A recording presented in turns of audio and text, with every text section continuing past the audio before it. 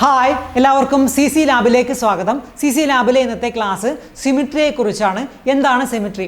ഒരു ഒബ്ജക്റ്റിന്റെ മധ്യത്തിലായിട്ട് ഒരു ലൈൻ വരച്ചു കഴിഞ്ഞാൽ ഒരു ഭാഗം മറ്റേ ഭാഗത്തിനെ കൃത്യമായിട്ട് റിഫ്ലക്റ്റ് ചെയ്യുന്നുണ്ടെങ്കിൽ അതിന് സിമിട്രി ഉണ്ട് എന്ന് പറയാൻ പറ്റും. മനുഷ്യ ശരീരം, ഇലകൾ, ചിത്രശലഭം ഉൾപ്പെടെ പ്രകൃതിയിലുടനീളം നമുക്ക് സിമിട്രി കാണാൻ പറ്റും. അതുപോലെ മനുഷ്യനിർമ്മിതമായ വസ്തുക്കളിൽ ഭൂരിപക്ഷത്തിനും കൃത്യമായിട്ടുള്ള സിമിട്രി ഉണ്ട്. സിമിട്രി ഉണ്ടാകുമ്പോൾ വസ്തുക്കൾ കാണാൻ പൊതുവെ ഭംഗി കൂടുതലായിരിക്കും. ഇങ്ങനെ സിമിട്രിയിലുള്ള ഒബ്ജക്റ്റുകൾ വരക്കാൻ വളരെ ബുദ്ധിമുട്ടുള്ള കാര്യമാണ്. കാരണം രണ്ട് ഭാഗങ്ങളും ഒരുപോലെ ആകേണ്ടതുണ്ട്. പ്രത്യേകിച്ചും മനുഷ്യ ശരീരം വരക്കുക എന്നുള്ളത്, മനുഷ്യൻ്റെ മുഖം കൃത്യമായി വരക്കുക എന്നുള്ളത് തുടക്കത്തിൽ വളരെ ബുദ്ധിമുട്ടുള്ള കാര്യമാണ്. കാരണം രണ്ട് ഭാഗങ്ങളും ഒരുപോലെയാണ്. അതിന് കൃത്യമായിട്ടുള്ള സിമിട്രി ഉണ്ട്. ആർട്ടിസ്റ്റിന് വേണ്ടത് കൃത്യമായിട്ടുള്ള പ്രാക്ടീസാണ്. അതുപോലെ സിമിട്രിയുമായി ബന്ധപ്പെട്ടിട്ടുള്ള ചില ഈസി ടെക്നിക്കുകൾ അറിഞ്ഞിരിക്കുന്നത് ഉപകാരപ്രദമായിരിക്കും. സ്റ്റിൽ ലൈഫ് പ്രാക്ടീസ് ചെയ്യുമ്പോഴാണ് സിമിട്രി ഏറ്റവും അത്യാവശ്യമായിട്ട് വരിക. ക്ലാസ്സിലേക്ക് കടക്കാം. Mirror image practice. തുടക്കത്തിൽ സിമിട്രി പ്രാക്ടീസ് ചെയ്യാൻ വേണ്ടിയിട്ട് ഇതുപോലെ ഒരു പേജിൽ കോളം വരയ്ക്കുക. ഈ കോളത്തിൻ്റെ അളവ് എന്ന് പറയുന്നത് 5 സെൻറ്റിമീറ്ററുള്ള സ്ക്വയറുകളാണ്. ഇതുപോലുള്ള ചെറിയ ചെറിയ കോളങ്ങൾ വരയ്ക്കുക. അങ്ങനെ എല്ലാ കോളങ്ങളും ക്രോസ് ചെയ്യുക. ഇവിടെ ലൈൻ വരയ്ക്കുമ്പോൾ വളരെ ലൈറ്റായിട്ടുള്ള ലൈൻ വരയ്ക്കുക. പെൻസിൽ ഉപയോഗിക്കുമ്പോൾ HB പെൻസിലോ അല്ലെങ്കിൽ B പെൻസിലോ ഉപയോഗിച്ചിട്ട് വളരെ ലൈറ്റായിട്ട് ലൈൻ വരയ്ക്കുക. എങ്കിൽ മാത്രമേ ഡിസൈൻ ഈ കോളത്തിൽ നിന്നും വ്യത്യസ്തമായിട്ട് കാണുകയുള്ളൂ.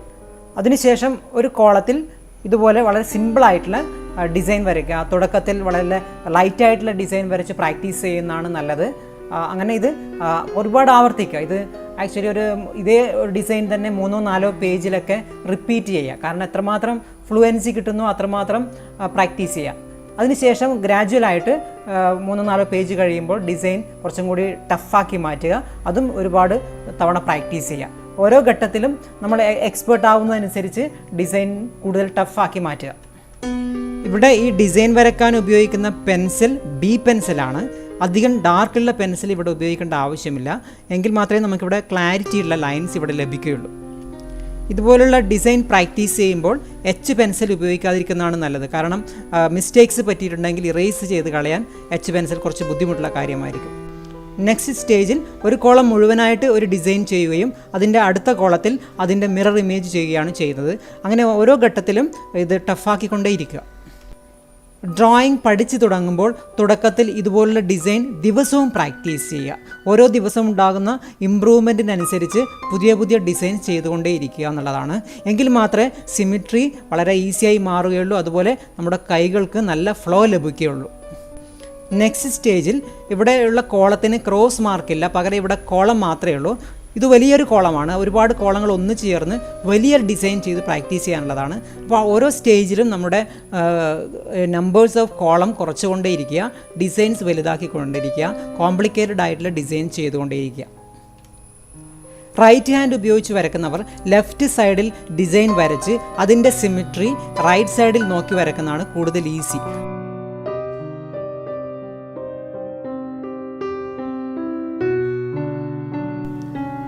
ഓരോ സ്റ്റേജ് കഴിയുമ്പോഴും ഉപയോഗിക്കുന്ന ഗ്രിഡുകളുടെ എണ്ണം കുറയ്ക്കുക, അല്ലെങ്കിൽ കോളത്തിൻ്റെ എണ്ണം കുറച്ചു കൊണ്ടുവരിക.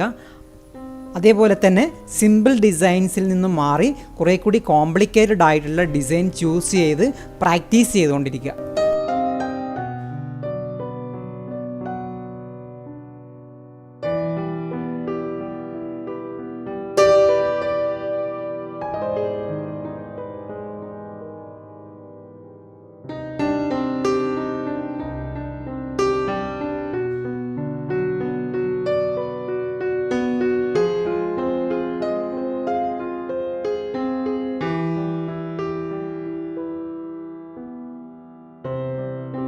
ഇത്തരത്തിൽ ഓരോ സ്റ്റേജ് കഴിഞ്ഞ് കോൺഫിഡൻസ് വന്നു കഴിഞ്ഞാൽ ഗ്രിഡുകൾ പൂർണ്ണമായും ഒഴിവാക്കിക്കൊണ്ട് ഫ്രീ ഹാൻഡ് സ്കെച്ച് ഇതുപോലെ ഡിസൈൻ ചെയ്ത് പ്രാക്ടീസ് ചെയ്യുക.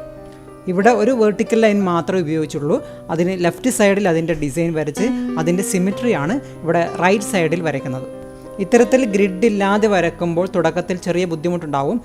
സ്കെയിലിന് പകരം ഇവിടെ പെൻസിൽ ഉപയോഗിച്ച് ലെഫ്റ്റ് സൈഡിലെ ഡിസൈനിൻ്റെ അളവ് റൈറ്റ് സൈഡിലേക്ക് മാർക്ക് ചെയ്ത് കഴിഞ്ഞാൽ അല്ലെങ്കിൽ പോയിൻ്റ് ചെയ്ത് കഴിഞ്ഞാൽ നമുക്കതിൻ്റെ മെഷർമെൻറ്റ് ഏകദേശം പ്രോപ്പറായിട്ട് ലഭിക്കും. ഇത്തരത്തിൽ ഫ്രീ ഹാൻഡ് സ്കെച്ചിൽ വളരെ ഈസി ആയിട്ട് പെൻസിൽ ഉപയോഗിച്ച് വരക്കണമെങ്കിലുള്ള ഏക വഴി എന്ന് പറയുന്നത് ദിവസവും പ്രാക്ടീസ് ചെയ്യുക എന്നുള്ളതാണ്. ഒരു ഷോർട്ട് കട്ടും ഇതിനില്ല. ഡെയിലി പ്രാക്ടീസ് മാത്രമേ ഇത്തരത്തിലുള്ള സ്കില്ല് നമുക്ക് നേടാൻ സാധിക്കുകയുള്ളൂ.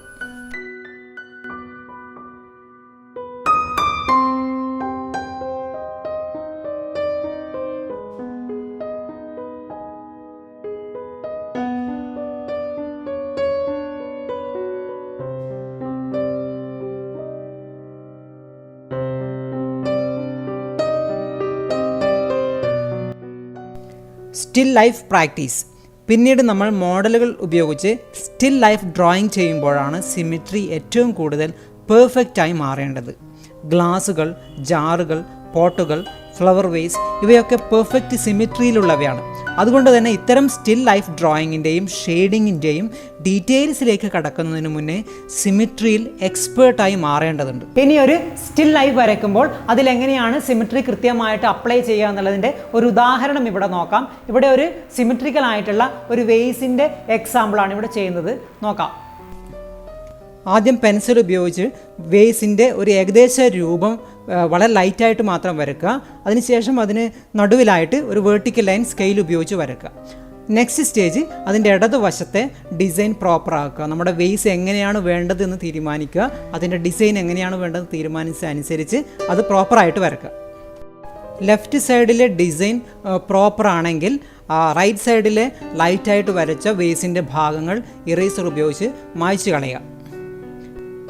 റൈറ്റ് സൈഡ് സിമിട്രി വളരെ പെർഫെക്റ്റ് ആവേണ്ടതുകൊണ്ട് ഇവിടെ സ്കെയിലിന് പകരം ഇതുപോലൊരു പേപ്പർ ഫോൾഡ് ചെയ്ത് വെച്ച് അതിൻ്റെ മെഷർമെൻറ്റ് കൃത്യമായിട്ട് ലെഫ്റ്റ് സൈഡിൽ നിന്ന് റൈറ്റ് സൈഡിലേക്ക് പോയിൻ്റ് ചെയ്യുക.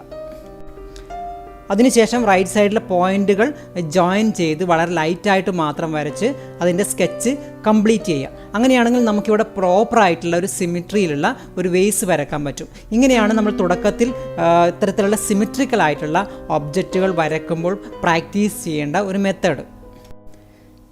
സിമിട്രിക്കൽ ആയിട്ടുള്ള ഒരുപാട് ഒബ്ജക്റ്റുകൾ നമ്മുടെ ചുറ്റുമുണ്ട്. അത്തരത്തിലുള്ള ഒബ്ജക്റ്റുകൾ മോഡലായി വെച്ചുകൊണ്ട് സ്റ്റിൽ ലൈഫ് പ്രാക്ടീസ് ചെയ്യുമ്പോൾ ഈ ഒരു മെത്തേഡിൽ അതിൻ്റെ സിമിട്രി തുടക്കത്തിൽ ഡെവലപ്പ് ചെയ്യാൻ ശ്രമിക്കുക.